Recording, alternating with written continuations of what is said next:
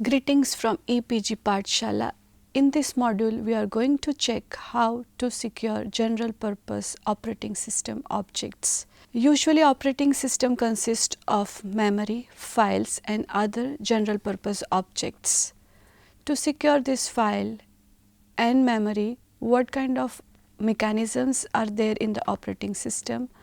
Are they effective? What are the loopholes in each of the architecture? How can we advance and how can we have a better protection, that we will check in this module. Starting with protection in general purpose operating system, what are we going to protect? The first is protection features provided by general purpose operating system. It includes protecting memory, files and execution environment. The second is controlled access to objects, and third is user authentication. Operating system usually supports multi-programming. It supports concurrent use of a system by more than one user. Operating system designers have developed ways to protect one user's computation from inadvertent or malicious inference by another user. How does it do that? For that, operating system has following facilities: memory protection, file protection, general control of access to objects and user authentication. Memory and address protection. So, memory protection in multi-programming is preventing one program from affecting the memory of the other program. Since we said operating system provides multi-user environment, so one user may be working on in some area of the file or some area of the memory, so that should be protected from the another users. Protection can be built into hardware mechanism. For memory and address protection, the first mechanism is fixed fence. In the fixed fence mechanism, there is a hardware address limitation. It says memory is divided into two parts. From 0 to n addresses, they are used by the operating system, and n plus 1 to high, the whole address range, the rest of the address range is being used by the user program space. Fence method is easy because we have bifurcated the whole memory into two areas, one that can be used by operating system and other that can be used by the users. So, what is the observation? A fence is a method to confine users to one side of the boundary. Fence contains the predefined memory address, enabling the operating system to reside on one side and the user to stay on the other side. This is a very restrictive implementation because a predefined amount of space was always reserved for the operating system, whether the operating system needs it or not. So, because of this drawback, there comes another mechanism that is called variable fence register. What is the idea in this? So, if operating system version 1 is used, in that the address limit is 0 to n and n plus 1 to rest of the area is used by user program space. In another version of the operating system, 0 to p is used by the operating system and p plus 1 to the rest of the memory area is used by the user program. So, there is an address limit register who identifies the limit of the address space for the operating system and then for the user program. Variable fence register uses a hardware register. It is called a fence register and it contains the address of the end of the operating system. In contrast to a fixed fence, in this scheme the location of the fence could be changed. Each time a user program generated an address for data modification, the address was automatically compared with the fence address. If the address was greater than the fence address, that means the address which was called by the user is in the user area and the instruction will be executed. If it is less than the fence address, then an error condition will be raised. A fence register protects only in one direction. That means operating system can be protected from a single user, but fence cannot protect one user from another user, because in this mechanism we have not bifurcated the area to be used by the different users. Then comes the relocation. The concept of relocation, it is a process of taking program written as if it begin at address 0. When we write a program, we assume that it starts with a 0, but when we want to execute, it is changed to the addresses which reflect the actual address.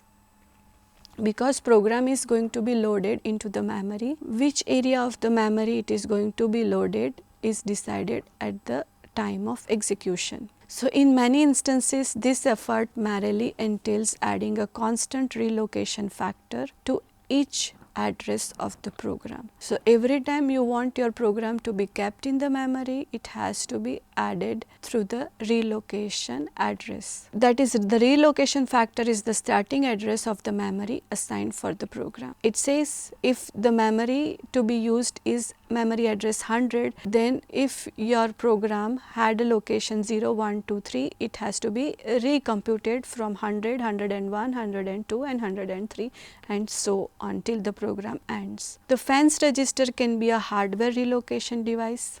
The contents of the fence register are added to each program address. This action both relocates the address and guarantees that no one can access a location lower than the fence address. Fence registers provided a lower bound but not the upper one. The upper bound can be useful in knowing how much space is allotted and in checking for the overflows in forbidden areas. In the previous modules, we have already talked about the overflow problem. If there is overflow in the user area, it may penetrate into the system area and system can behave in an unpredictable way. Memory and address protection, for that then one more mechanism is introduced, that is called base and bound register. So, from the figure itself you can visualize that 0 to n addresses are used for operating system. So, there is a base register which says n plus 1, that means the user area starts from n plus 1. If the user A has an area of n plus 1 to P, there is a bound register which says P, that means user A has base n plus 1 and it is bounded up to P. From P plus 1 to Q, user B's space from Q plus 1 to infinite till the memory lasts user C. Memory is not infinite, it is a finite, but means till the memory ends. So, we introduced one more register called bound register. It is an upper address limit in the same way that a base or fence register is a lower address limit. So, each program address is forced to be above the base address because the contents of the base registers are added to the address. Each address is also locked to ensure that it is below the bounds register. So, this technique protects a program's addresses from modification by others. When execution is changed from one user's program to another's, the operating system must change the contents of a base and bounds register so that the true addresses are reflected. This change is usually called context switch that the operating system must perform when transferring control from one user to another. A user error may occur when a subscript is out of range or it is undefined. A variable generates an address which is undefined, an address range within the user space, but it is inside the executable instructions of the user's program. That means 100 to 105 is available to user, but it is user's program code. So, a variable which generates reference between 100 and 105, it is not allowed. In this manner, a user can accidentally store data on top of instruction. What happened if it is allowed? Variable can destroy a user's program. This problem can be solved by another pair of base and bound register. It says one for the code area and another for the data area. The problem was clear. The user has defined the data, but the data is referencing an address which is of the program. So, program will be overwritten by the data. If program is corrupted, then the behavior of the program would be unpredictable.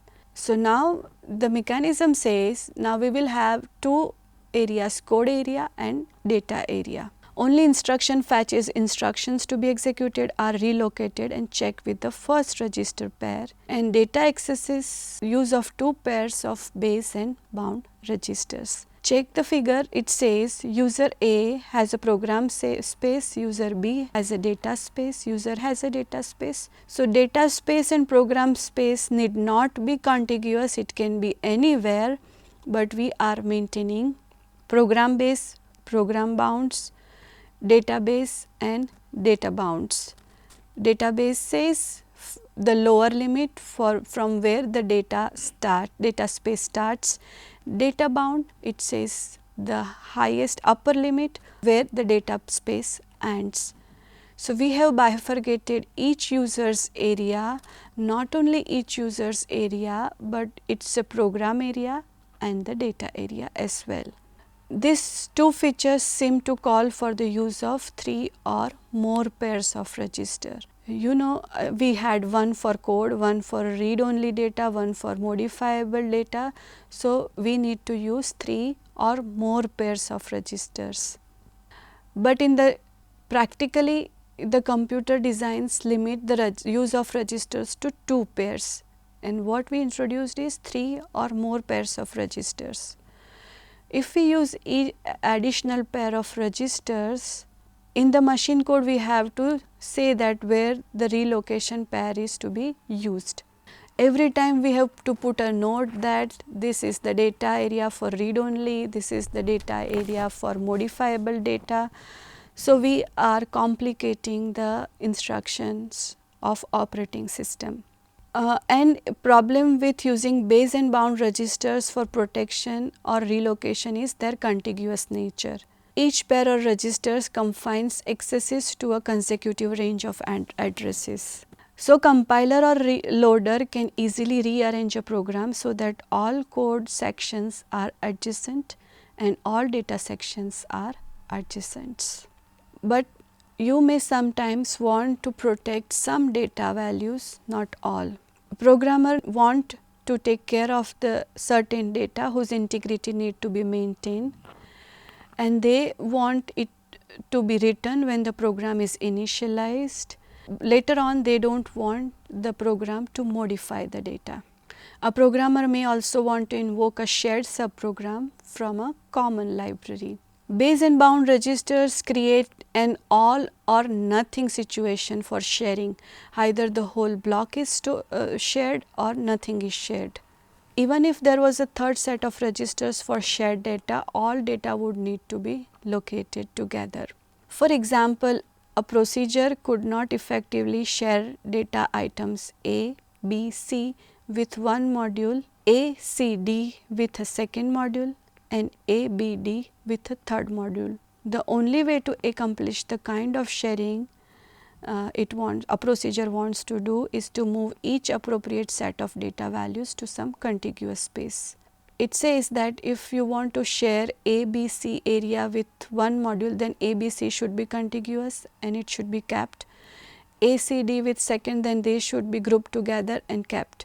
So, unnecessarily repeating the modules A and C, because this base and bound registers needs the modules to be contiguous. This solution would not be acceptable if the data items are large records, arrays or structures, because repeating the items would unnecessarily occupy the memory. So, alternative is a tagged architecture in which every word of a machine memory has one or more extra bits to identify the access rights. These access bits can be set only by privileged instruction. The bits are tested every time an instruction accesses that location. So, check the figure. What you can see is one memory location may be protected as execute only, whereas another is protected as read only, another as a write only. So, you can see tag as R, that says read only, tag RW read write, tag X as execute. Now, a tagged architecture needs to require fundamental changes to substantially all of the operating system code. It is prohibitively expensive, but since the prices of memory has fallen down, the implementation of tagged architecture has become feasible. The observation is two adjacent locations can have different access rights in case of tagged architectures with a few extra tag bits, different classes of data, numeric, character, address or pointer and undefined can be separated. Data fields can be protected for privileged operating system access only. Then comes the concept of memory and address protection. Segmentation. You can see in the figure a program having a logical arrangement. It has 4 segments: main, segment A, sub and data segment. Two concepts: a program has a logical part and the program is placed in the operating system, that is called physical placement. So, logically main, segment A, sub, data segment, they are maintaining their logical order in that way. But when storing in a physical memory, it is not necessary they need to be stored in a contiguous way. Physically they can be located in any part of the operating system segments. So, logical arrangement of the program is shown on the left side of the figure and right side shows the physical placements of the program execution. Segmentation involves the simple notion of dividing a program into separate pieces. Each piece has a logical unity exhibiting a relationship among all of its code or data values. A segment may be the code of a single procedure, the data of an array, or the collection of all local data values used by a particular module. Segmentation was an alternative for the unbounded number of base and bound registers. Each segment has a unique name, a code or data item. Within a segment is addressed by a pair, name and offset. Name is a name of the segment containing the data item. Offset is its location within the segment. So, in case of segmentation, an operating system needs to maintain a table having a name and the offset. When a program generates an address of the form name and offset, the operating system looks for its name in the segment directory and determines where it actually begins in the memory. To that address, the operating system adds offset, giving the true memory address of the code or the data item. For efficiency, there is usually one operating system segment address table for each process in execution. If two processes wants to share the access to a single segment, they would have the same segment name and address in their segment table. User's program does not know what true memory address it uses. Name and offset pair is usually what a program needs to have an access. So, program's actual address is hidden. That has additional advantages. The operating system can place any segment at any location or move a segment from one location to another location, because it's the operating system's responsibility to translate all address references by a segment address table. A segment can be removed from main memory and stored in the auxiliary memory if it is not being used. Every address reference passes through the operating system. So, operating system can check for the protection as well. Because all accesses are passing through the operating system, a process can access a segment only if that segment appears in the process's segment translation table. If a program A might have an access to the segment blue and green of user X but not to the other segments of that user, then this can be checked by the operating system. The segmentation process uses hardware and software both. It uses both the operating system and hardware to check that protection on each access to the segment. A segment might be execute only, or third may be a writable data. What are the benefits of the segmentation? Each address referenced is checked for the protection. Many different classes of data items can be assigned different levels of protections. Two or more users can share the same segment. there is no need to repeatedly store the segments with a different access rights. A user cannot generate an address or access to an unpermitted segment. But what are the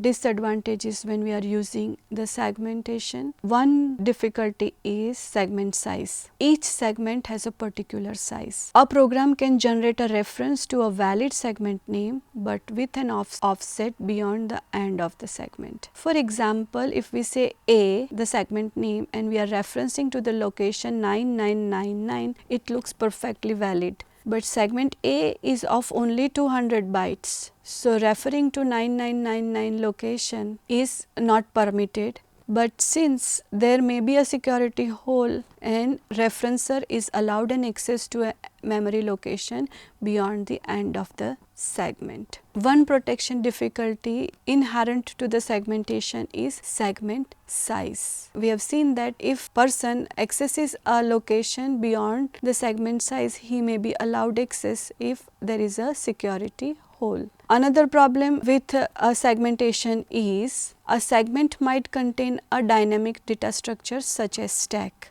So, secure implementation of segmentation requires checking a generated address to verify that it is not beyond the current end of the segment referenced. So, this checking also is at the extra cost, extra expenses in terms of time and resources. Segmentation system must perform this check before allowing the access. We have seen that the efficient implementation of segmentations present two problems. Segment names are inconvenient to encode in instructions and the operating system's lookup of name in the table can be slow. Because if we have many segments and every time when we are referring the segment, operating system has to check the segment table to identify where in physical memory this segment is stored. So, operating system has to spend some time in looking up.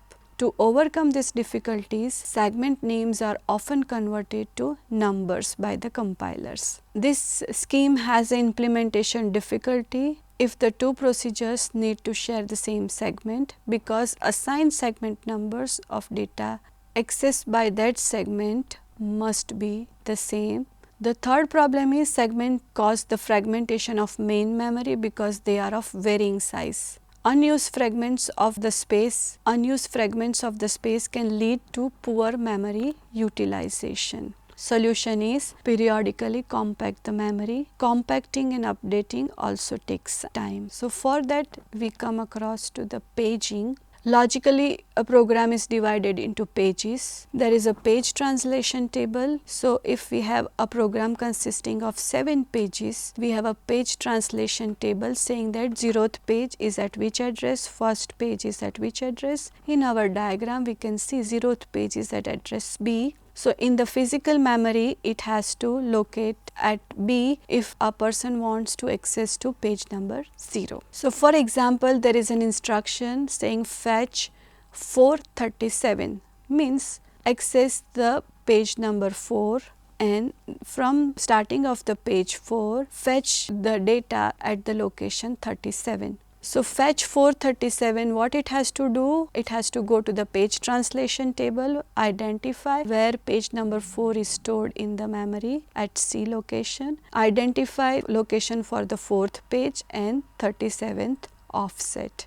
Paging we introduced as an alternative to the segmentation. The program is divided into equal size pieces, they are called pages. Memory is divided into equal size units called page frames. Usually page size is chosen as between 512 and 4096 bytes. Each address in a paging scheme is a two-part object, time consisting of page and offset.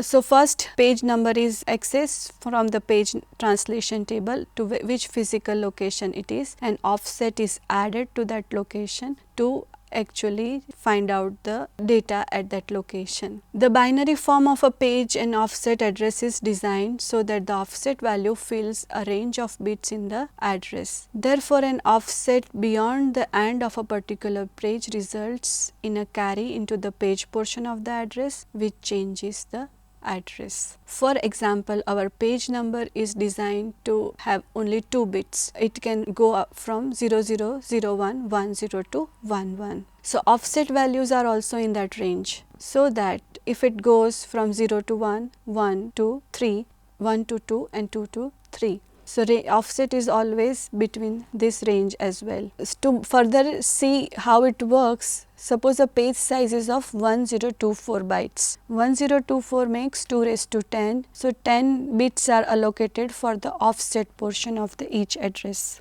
So a program cannot generate an offset value larger than 1023 bits, 1023 if we are using 10 bits. So moving to the next location after X1023 causes a carry into the page portion. If carry is generated, that says you are moving to the next page. Memory and address protection combine paging with segmentation. To be effective, we can use combination of paging and segmentation. Logically, the program is divided into segments. The segments are stored in the pages, page tables. So for example, logical program is divided into main, segment A, sub and data segment, and if there is an instruction called fetch data segment to 20. So first segment translation table is checked to find out in which page table this segment is stored. So for the data segment, the page table is found where pages 0 and 1 are stored. They are stored at the address 1 and B. Then we need to, from the segment, we want to find out the offset 20. So once we have identified on which pages the segments are stored, and we need to know page is of what size. If page is of 512 bit size, then offset 20 is lying in the first page, that is page number 0. So get the address of that page, actual physical address of the page, that if you check the page translation table, page 0 is residing at the address L. So L is the starting address of the page and you want to reach to the offset 20. So add 20 to get the actual data requested through the request. How paging offers implementation efficiency while segmentation offers logical protection. Since each approach has drawbacks as well as desirable features, they can be combined.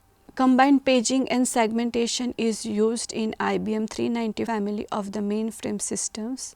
Similarly, in Multics operating system applied paging on top of segmentation. The programmer could divide a program into logical segment. Each segment was then broken into fixed size pages. In Multics, the segment name portion of an address was 18-bit number with a 16-bit address. The addresses were then broken into 1024 bytes pages. The translation process is same as we have seen in the figure previously. The additional layer of translation for each address can be provided if the logical unity of a segment and it permitted the differentiated protection for the segments. Additional hardware improved the efficiency of the implementation. To summarize this module, we started discussion with a fixed fence register, but we saw the difficulty in the fence register, so we introduced the base and bound register. Then we introduced base and bound register for different users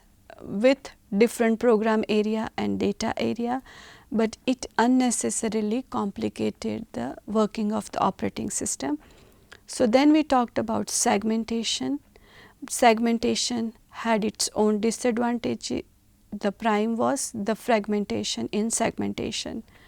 So we went ahead with paging, how the pages are assigned and page translation table is maintained. Then we said the paging and segmentation can be combined to have an effective implementation, and then we checked about Multics operating system, how the combined approach works.